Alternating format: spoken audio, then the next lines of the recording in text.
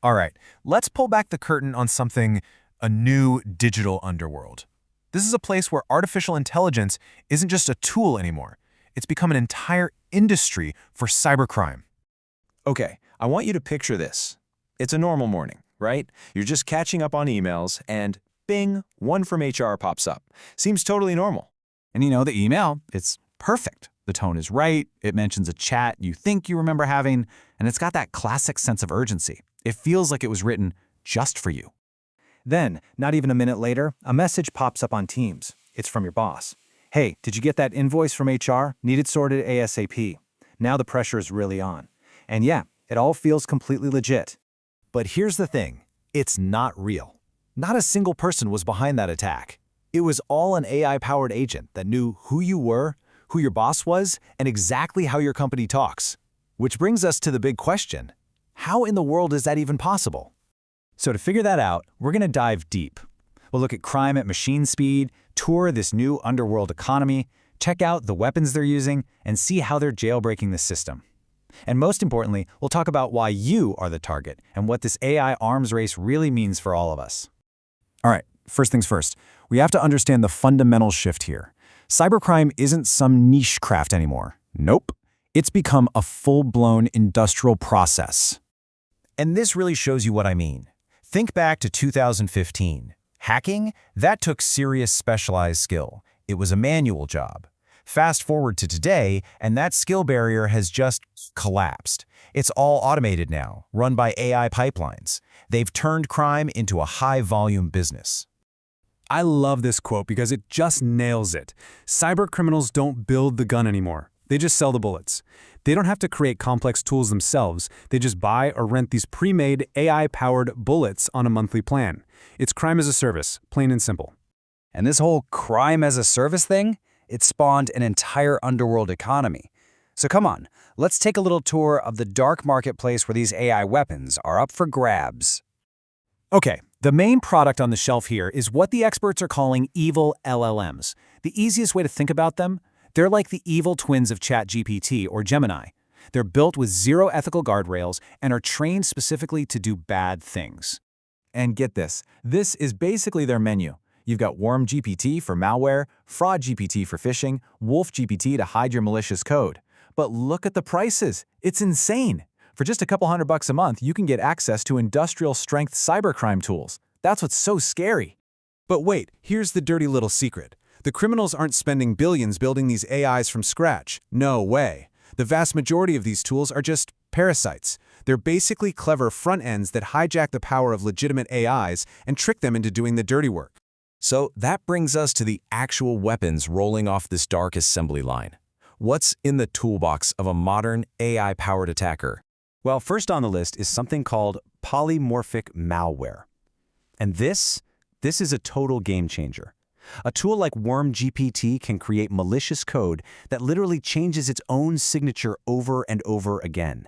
It becomes a moving target that your standard antivirus software just can't keep up with. And it's not just a theory. We're seeing whole families of this stuff in the wild. You've got MalTerminal, which is basically an AI assistant that spits out ransomware for you, or Quiet Vault, which can trick an AI from Google or Anthropic into writing the code to steal files. Think about that. They're outsourcing their hacking to the biggest tech companies on the planet. The other huge weapon in their arsenal is what people are calling social engineering 2.0. Forget about those old phishing emails with spelling mistakes. We're talking about attacks that hit you on email, Teams, and Slack all at once. They adapt on the fly and are personalized so well, it's just spooky. And the results? They're just staggering. I mean, look at this. Traditional phishing emails get maybe a 12% click rate. But these new AI-powered, hyper-personalized attacks, they're seeing a 54% success rate. That is a massive, massive jump in how effective they are. Have you subscribed to CyberTips Explainer yet? Subscribe now. Like and share this video with someone you deeply care about to have a foolproof cyber defense. Now, back to the video. Okay, so you might be wondering, how is any of this even happening? Don't these big AI models have safety features built in? Well, yeah, they do. But that brings us to the key that unlocks this whole dark economy, jailbreaking. And believe it or not, the main business model here is called jailbreak as a service. Criminals don't need to build a new AI. They just sell these incredibly clever prompts that trick perfectly good models, like the ones from OpenAI or Google, into completely ignoring their own safety rules. It's actually pretty simple how it works. First, the prompt tells the AI to roleplay as a character that has no rules. Then, the bad request, like write me a phishing email, is just hidden inside that little story. The AI gets locked into its role and just follows instructions, generating whatever the bad guy wants and blowing right past its safety filters. So, how well does this actually work? Against the most advanced AIs on the planet? The number is honestly terrifying. 90%. Yep, 90%. That's how many of the big commercial LLMs were found to be vulnerable to these kinds of attacks.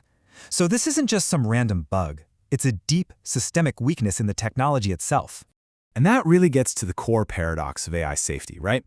The very thing that makes these models so amazing, their ability to follow really complex instructions, is the exact same thing that makes them so vulnerable. Okay, so let's bring all this high-tech stuff back down to earth.